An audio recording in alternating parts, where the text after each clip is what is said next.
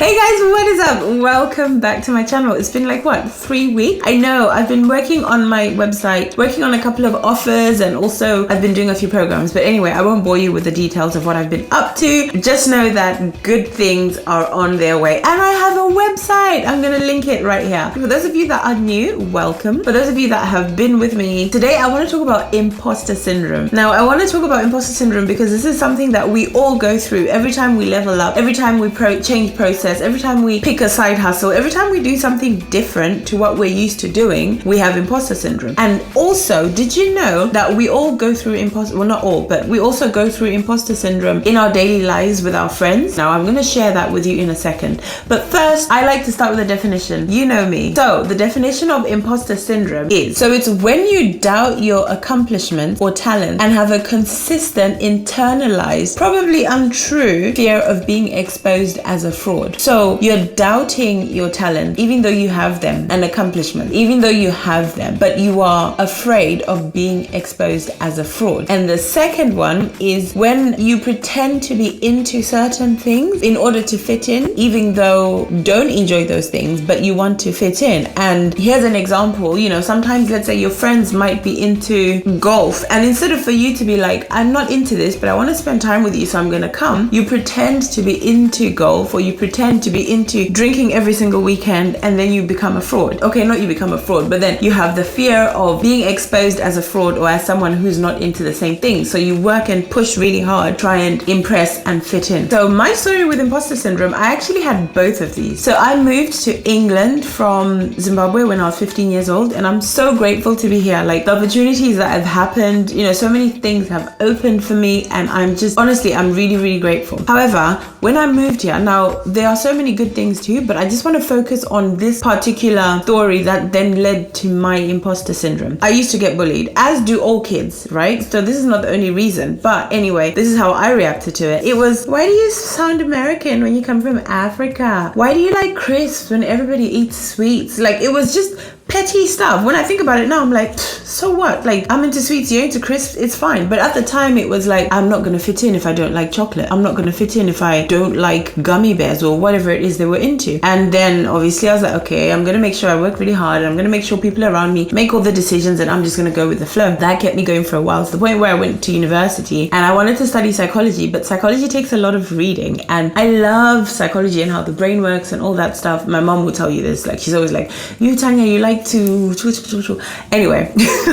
That was not a language. And then I really loved marketing. I was so lucky. Like, I really enjoyed studying marketing. It was really, really good. So then the imposter syndrome side of things slowed down and became enjoyment, which is one of the things I'll talk about in a little bit. Anyway, then I went into, I'm talking really quickly. By the way, I had feedback that I speak quickly, so I will try and slow it down. But then I went on to an internship, and I started getting jobs, like, corporate jobs. And sometimes I was contracting, right? Anytime I was contracting, it was coming to the end of my contract, they would offer me a permanent job or an interview for a permanent job. I would start off, yeah, that sounds good, let's do it. And then come interview time, I'd be like, no.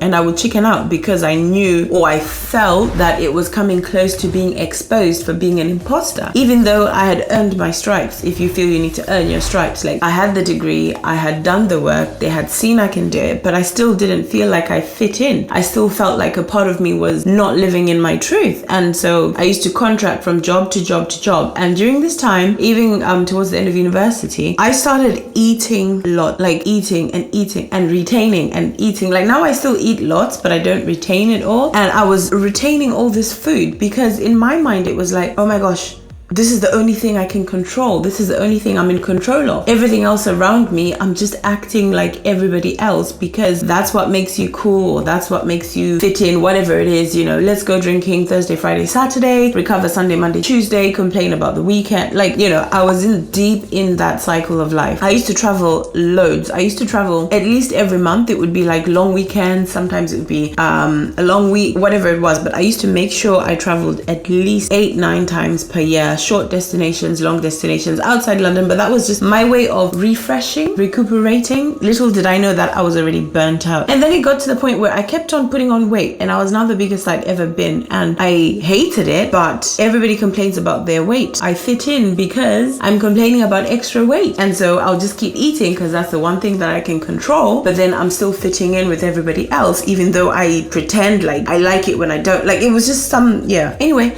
Then my hair started falling out. Like, I would just grab my head like this and I'll get clumps of hair falling out. And that's why I then shaved my head. I'm grateful that this is at the time, thank you Lord, when it was fashionable to have short to no hair as a woman, as a female, as a lady, whatever you want to refer to yourself as. And so I shaved it and I had a pretty nice shaped hair. I have a pretty nice shaped head, so it worked. So I'm so grateful for that. Like, thank you, sweet Jesus. Anywho, I actually did things that I wanted to do. I spent a lot of time investigating and figuring out what made me tick and what made me happy and basically what worked for me. And this is how I was like, wait a minute, there's this thing called imposter syndrome. Oh, this is what it is. And oh, this is not me. And as I started climbing out of that cycle, I still managed to have good jobs or decent jobs and be happy, not feel like I'm living a lie, go out, hang out with friends, do things I want to do, and be able to say no when I actually mean no and not feel guilty. And it was just like a weight lifted off my shoulder. So this is why I started down this route of, okay, let me help other people who are in the same boat. Anywho, that's my story. So now I'm gonna give you 5 ways that you can fight this thing called imposter syndrome. And this is both types of imposter syndrome. I hope you enjoyed that really long story.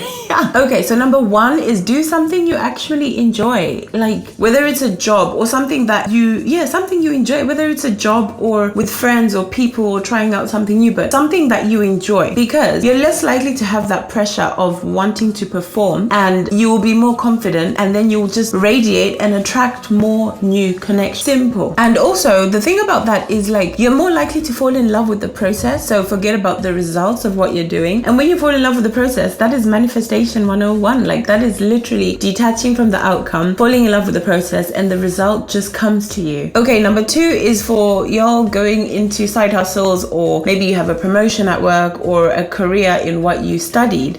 List down all your accomplishments. Even if it's a level above, list down all accomplishments, all and any accomplishments, especially related to that particular subject or field or skill that you feel you might need. And use that list to refer back to whenever you think, I don't think I can do it. Oh no, I'm scared. Like, look at that list and be like, okay, tick, I got it. Like, for me, for example, when I first started coaching, I was like, oh my gosh, I can't claim I'm a coach. I can't identify as a coach, blah, blah, blah. No, I don't know enough.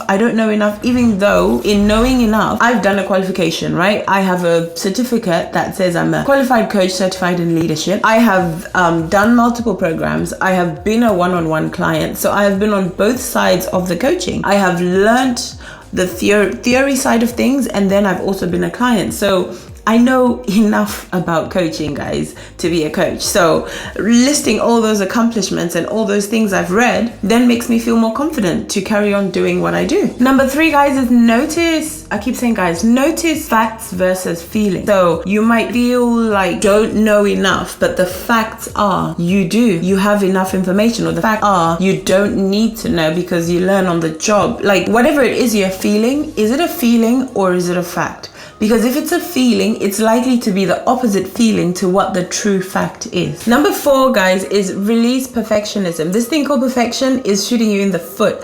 Like, when you release perfectionism, you fall in love with the result that comes. The result that comes could be something new that you actually enjoy even more.